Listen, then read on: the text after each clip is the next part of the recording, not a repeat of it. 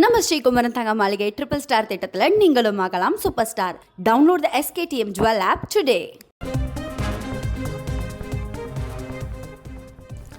சென்னை விமான நிலையத்தில் 304 பயணிகளோடு தரையிறங்க வந்த துபாய் சென்னை விமானம் மீது லேசர் லைட் ஒளி அடிக்கப்பட்டதால் பரபரப்பு ஏற்பட்டிருக்கிறது.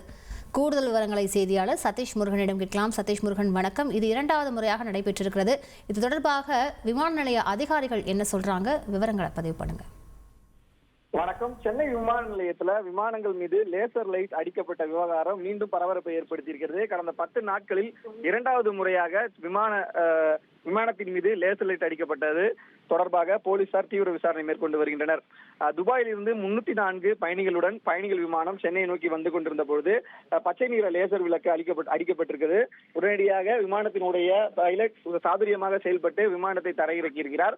இது தொடர்பாக ஏற்கனவே விமான நிலைய ஆணையம் புகார் அளிக்கப்பட்டு விமான நிலைய ஆணையமும் இது தொடர்பாக ஈடுபடுபவர்கள் குறித்து தகவல்களை உடனடியாக தெரிந்தவர்கள் வெளியிடுமாறு தெரிவித்தனர். மேலும் காவல்துறையினம் ஏற்கனவே நடைபெற்ற சம்பவத்தில் வழக்கு பதிவு செய்து விசாரணை மேற்கொண்ட சூழ்நிலை கடந்த 10 நாட்கள்ல இரண்டாவது முறையாக இது போன்ற சம்பவம் நடைபெற்றுள்ளதால் விசாரணையை மீனம்பாக்கம் போலீசார் தீவிரப்படுத்தி இருக்கிறார்கள்.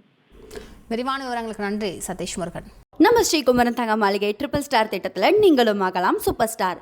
Download the SKTM jewel app today.